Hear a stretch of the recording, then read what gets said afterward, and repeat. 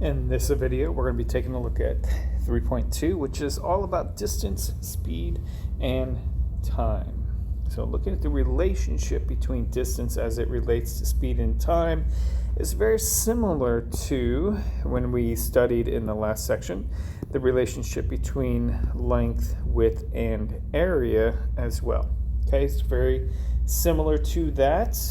So please remember everything that we've done there, and then think about what we've done here. Two equations, area and distance, which are very similar and hugely applicable in real world. Okay, so look at this equation here. You have y is equal to k times x. This is an example of what's called inverse variation. All right, and in this, the k, this is very important, so write the equation down. And note that the k is your constant. So that's a number, like the whole y equals mx plus b. Remember, the constants were m and b. Okay, those were constants. In this case, the k is the constants. The y and the x are your variables. Those are your things that continually change. All right, so write that down in your own words. And then also, there's your other one. So x times y is equal to k, or y equals k divided by x. There's even, looking at this, there's probably one more way we could write this. You could write it as x is equal to k divided by y. So let's add those three different ways there. And k is a constant, it's not zero.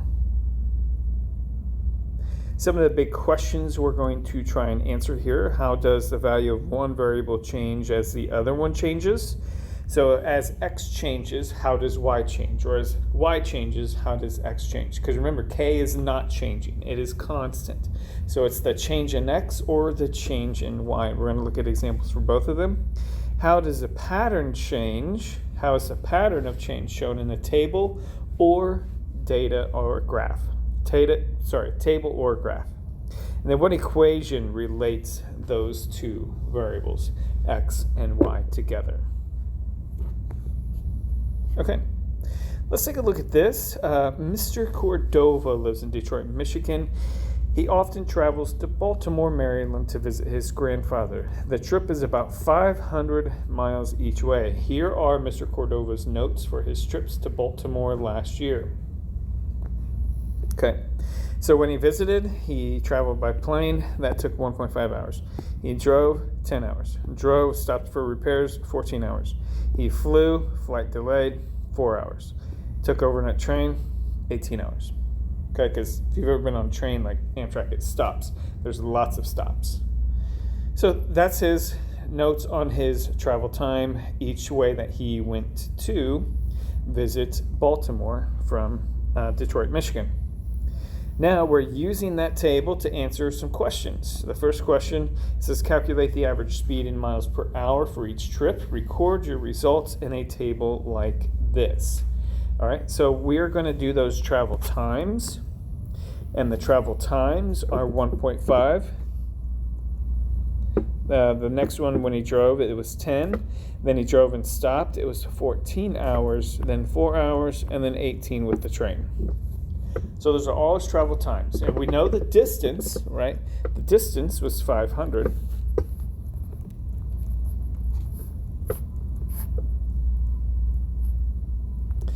So use that idea to figure out if the distance was 500 and he traveled for 1.5 hours, what was his average speed in miles per hour?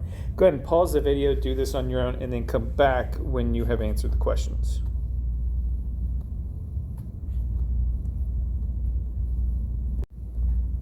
Okay, so if we take a look at these, when he traveled for 1.5 hours, that was an average speed of 333.33 miles per hour.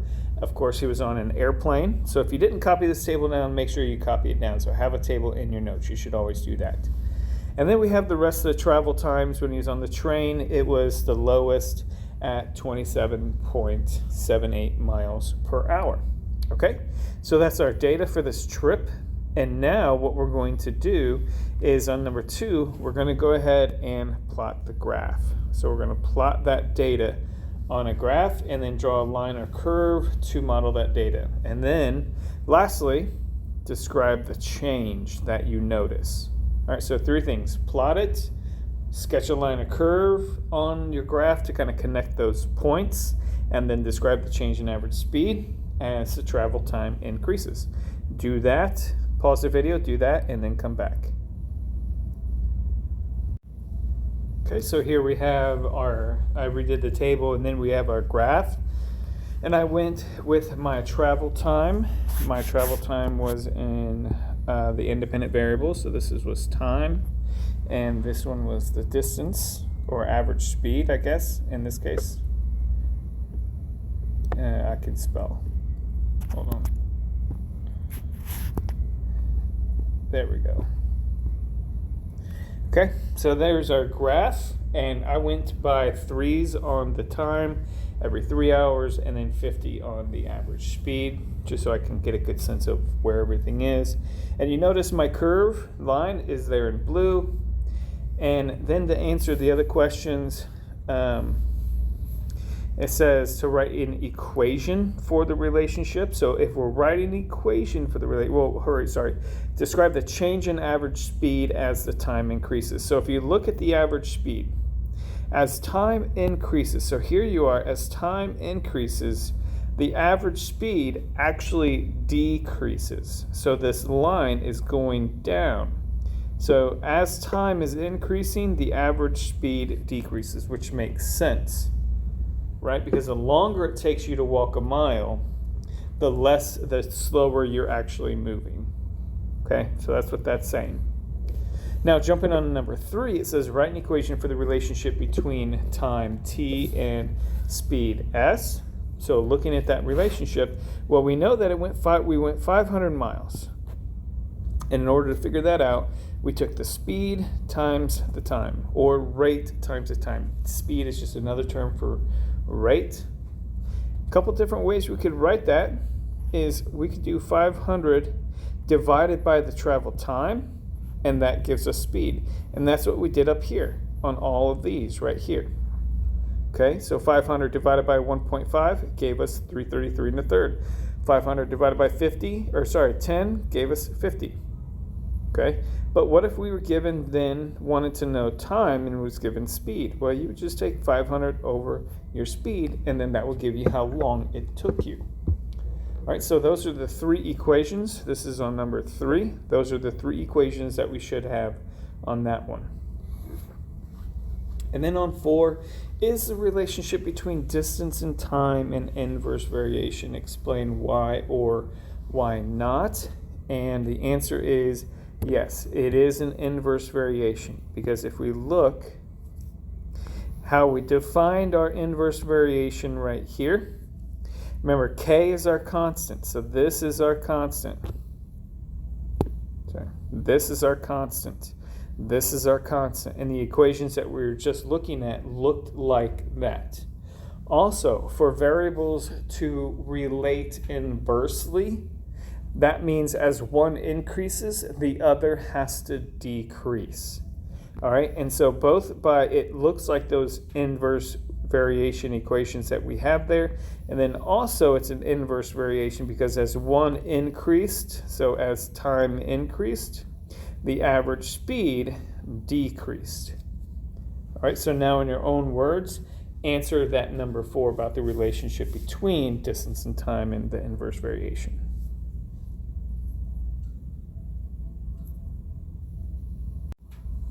Now in this one, we're doing the same thing. So I'm going to let you do this one on your own, try to answer as much as you can, come back as needed. But the only difference is now they're planning a trip of 300 miles to Mackinac Island. All right, that doesn't matter where it's at, but you have to know that it's 300 miles. So in this case, your distance is equal to 300 miles. Everything else is the same. They have the table there for you, and you're doing everything that we just did. So try these on your own. Pause the video, try these on your own, and then come back and check your answers.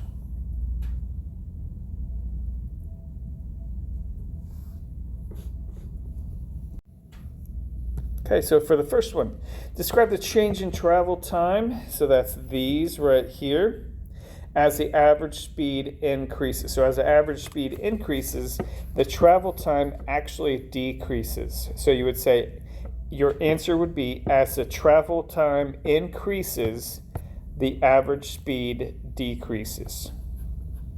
Okay, that's a sentence you would write out, that you should have out, or something very similar to that. Number 2, what equation relates travel time t to average speed s? So you should have the equation very similar to what we had before with the 500 miles, but now this is 300 miles is equal to s times t, and there's different ways to write that. In this case, since you want to know travel time, it's going to be 300 over s is equal to t, okay? Because we know what all the average speeds are. So to find this, you would take 300 over 30, and that gives you your travel time.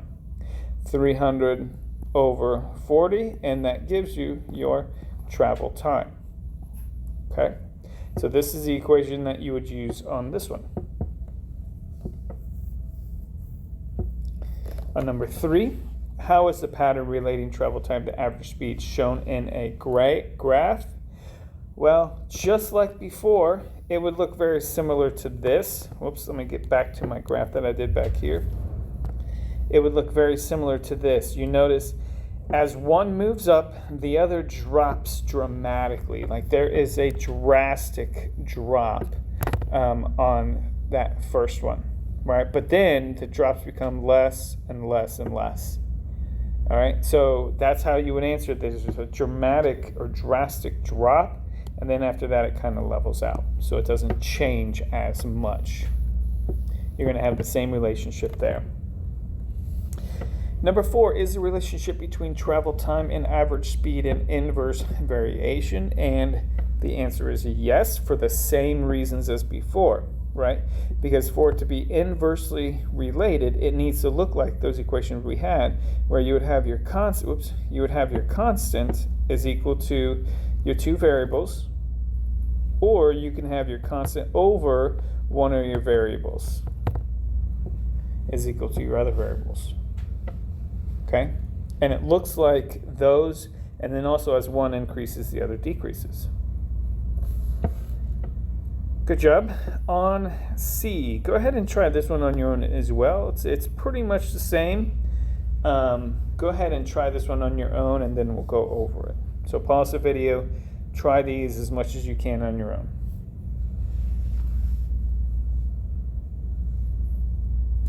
Okay. So here, hopefully you tried this one on your own. I'll just quickly go through this. So the speed, the aim for the average speed of 50 miles per hour. Make a table and graph to show how the distance will increase as time passes. So let's look at that table and graph. So when we look at this table, if you're traveling from 0 to 5, I just went from 0 to 5. You can go from 0 to 8 if you wanted to, or 0 to 10, but I just went from 0 to 5. That gives you a good picture of the graph. At 0, 0, but after 1 hour, 50 miles, 2 hours, 100 miles, because remember, he's traveling at 50 miles per hour. So 5 hours is 5 times 50, 250 miles, okay? And then this is our graph. When we graph those data points, this is what it's going to look like, where your x-axis is your time. That's over here. That's your independent, and then your distance depends on your time.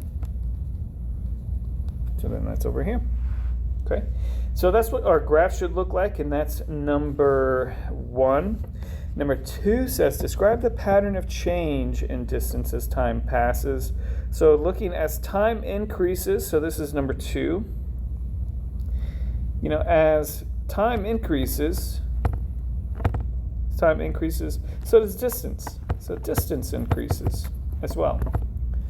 All right, so that's the relationship, different than what we've been seeing with very similar equations, a little bit different.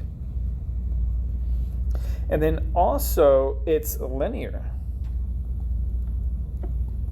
Right, so now we have a linear graph. And with a slope or constant rate of change of 50. Right, because you would, from here to here, you go up 50 over 1. So it has a slope of 50, up 50 over 1. Okay, so your slope is 50. On number 3, it says Mr. Cordova's sister plans to go to Mackinac Island. Also, she can drive from Detroit to Michigan in 5 hours. From Detroit to the island in 5 hours. Use your table and graph from part 1 to compare Mr. Cordova's average speed to his sister's average speed. So number 3, this is kind of tricky understanding, but if you look up at part B, when she is, when her travel time is 5 hours, which it says it's going to take her 5 hours, her average speed is 60, right? So her average speed is 60 miles per hour when she's traveling for 5 miles. And so that with his average speed of being 50, she actually drives faster. Okay, so she has a faster average, so she's driving faster overall.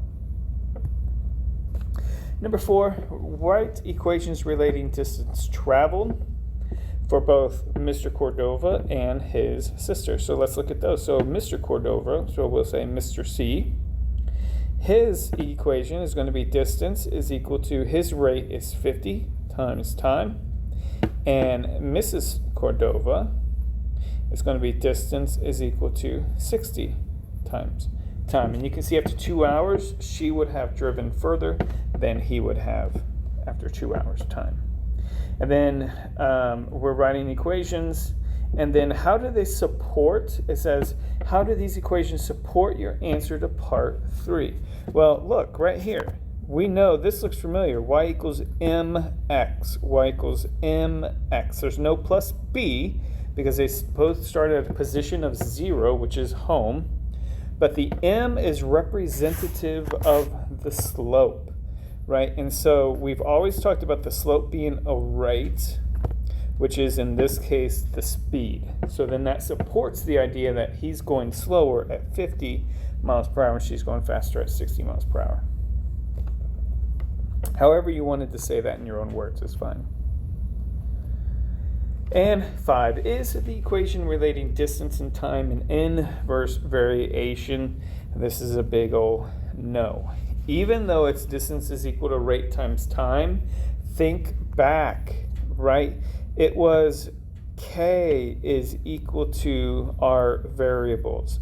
It was k divided by one of our variables. In this case, it's our variable is equal to our constant. So let me highlight that. Let me try it again. Our variable is equal to our constant. So our constant is 60 times our other variable, which is time. Okay, so it's different. Even though it's the same equation, the fact that the constant given is different means it's not an inverse variation. Also, you can look at the graph. Does this look like the graphs that we've been seeing when we've been showing inverse relationships, inverse variations? No, that's a linear graph. As time increases, so does distance. Therefore, this is not an example of an inverse variation.